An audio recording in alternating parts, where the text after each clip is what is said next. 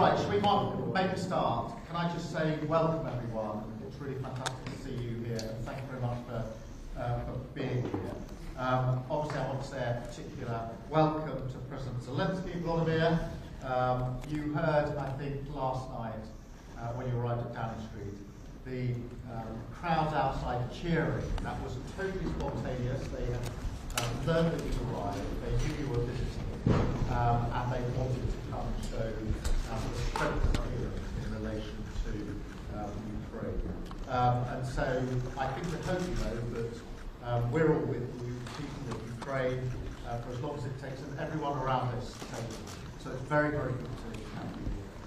We gathered here today because this is a once-in-a-generation moment for the security of Europe, and we all need to stay up. Getting a good outcome for Ukraine is not just a matter of right and wrong. It's vital for the security of every nation here, and many others too. I spoke to our Baltic allies this morning. Together, they obviously are part of our discussion, and all of Ukraine's partners have to move this moment and grab it with both hands. And in my conversations over recent days, we've agreed that a group of us will work with Ukraine on a plan to stop the fighting, and then discuss that with the US and take it forward together. And that's really important. And that was the focus of my discussion with Volodymyr yesterday, and then with President Trump and President Macron. And it's an important step forward after Friday. Today's meeting is a moment to unite around this effort, to discuss how we can deliver just and enduring peace together, and to make sure Ukraine can defend against any future Russian attack.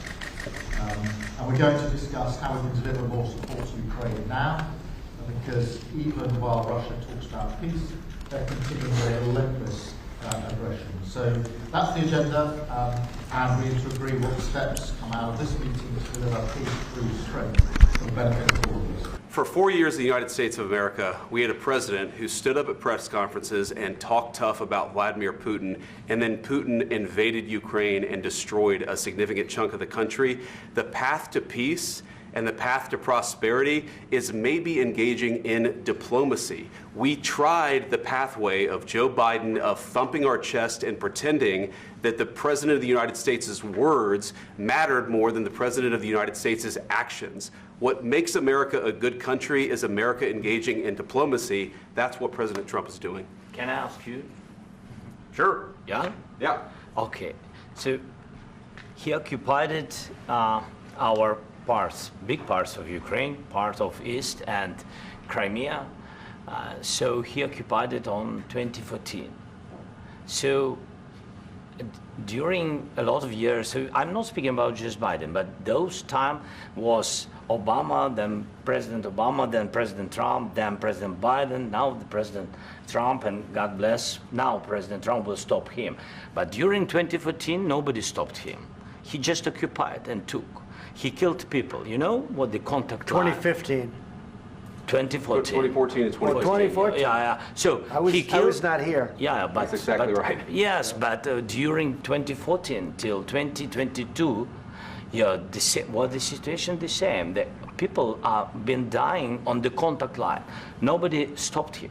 You know that we had conversations with him, a lot of conversation, my bilateral conversation, and we signed with him, me, like a new president. In 2019, I signed with him the deal. I signed with him, Macron and Merkel, we signed ceasefire. Ceasefire, all of them told me that he will never go. We signed with him with gas contract, yes, but after that, he broken this ceasefire. He killed our people, and he didn't exchange prisoners. We signed the exchange of prisoners, but he didn't do it. What kind of diplomacy, JD, you are speaking about? What do you mean? I'm talking about the kind of diplomacy that's going to end the destruction of your country. Yes, but if you Mr. President, with respect, I think it's disrespectful for you to come into the Oval Office and try to litigate this in front of the American media. Right now, you guys are going around and forcing conscripts to the front lines because you have manpower problems. You should be thanking the President for trying to bring an end to this conflict. Have you ever been to Ukraine that you say what problems we have? I have been to. Come once. I've actually watched and seen the stories, and I know what happens is you bring them on a propaganda tour, Mr. President.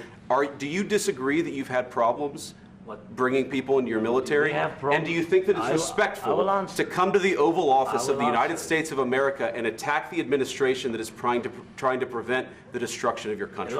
A lot of questions. Let's start from the beginning. Sure. First of all, during the war, everybody has problems. Even you, but you have nice ocean and don't feel now, but you will feel it in the future. God bless. You don't know that. God bless. God bless. You will not have a war. Don't tell us what we're going to feel. We're trying to solve a problem. Don't tell us what we're going to feel. I'm not telling you. Because you're in no position to dictate that. That's Remember exactly this. what You're in no position to dictate what we're going to feel. We're going to feel very good. You will feel influence. We're going to feel very good and very You strong. will feel influence. You're right now not in a very good position. You've allowed yourself to be in a very bad position, and he happens to be right about it. From the very beginning of the war. You're not in a good position. You don't have the cards right now. With us, you start having I'm not cards. playing cards. But right now, you don't. I'm Yeah, very you're playing serious, cards. Mr. President. You're I'm playing very cards. serious. You're I'm gambling the with the president lives in of war. millions of people. You think- You're gambling with World War III. What do you think You're about? gambling with What do you World think War about? III. And You- what you're doing is very disrespectful to the country, this country. That's with back all to you. respect to your Far country. more than a lot of people said very they respect. should have. Have you said thank you once this A lot entire of meeting? times. No, in this Even entire meeting, today. have you said thank Even you? today. You went to Pennsylvania and campaigned for the opposition in October. Offer some words of appreciation for the United States of are you America speaking about? and the president who's trying to save your country. Please, you think that if you will speak very loudly about the war, you He's can... not speaking loudly. He's not Yeah. speaking loudly. Your country's Can I- in big can- trouble. can I Wait a answer? minute. No. Can You've I done a lot answer? of talking. Your country is in big trouble. I know. You're not I winning. know. You're not winning this. I You have a damn We- good chance of we are coming out staying, okay because of Mr. us. President, we are staying in our country, staying strong from the very beginning of the war. We've been alone, and we are thankful. I said thanks You haven't in been this alone. cabinet, You and haven't not been only alone. in this We cabinet. gave you, through I this said thank stupid you. president, $350 billion.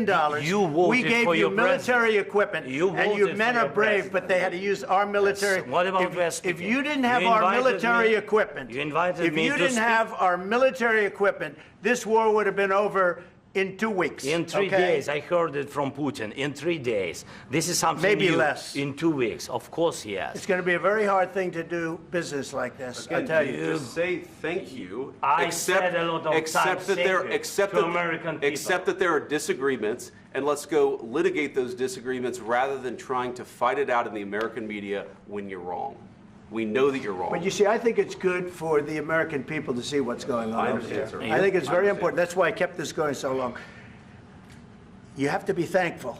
You don't have the I'm cards. thankful. You're buried there. Your people are dying. tell you You're again, running I low know. on soldiers. Don't- Listen, don't please, you're running Mr. low on President. soldiers. It would be a damn good thing. Mr. And then President. then you tell us, I don't want a ceasefire. I don't want a ceasefire. I want to go and I want this. Look. If you could get a ceasefire right now, I tell you, you take it so the bullets stop flying and your men stop getting killed. Of course, we want to stop the war. But you're I saying said- you don't want a ceasefire. But I said to you, I want a ceasefire. with guarantees. Because you'll get a ceasefire faster than an agreement. Ask our people about ceasefire, what they think. That wasn't doesn't with matter me. for you what- that what wasn't this with me. means. It That was wasn't with with you. a guy named Biden, who was not a smart person. But this That is was your, with, this that was is with your Obama. president. It was your president. Excuse me. That was with Obama, who gave you sheets, and I gave you javelins. Yes. I gave you the javelins to take out all those tanks. Obama gave you sheets. In fact, the statement is Obama gave sheets and Trump gave javelins. You got to be more thankful, because let me tell you, you don't have the cards. With us, you have the cards. But without us, you don't have any cards.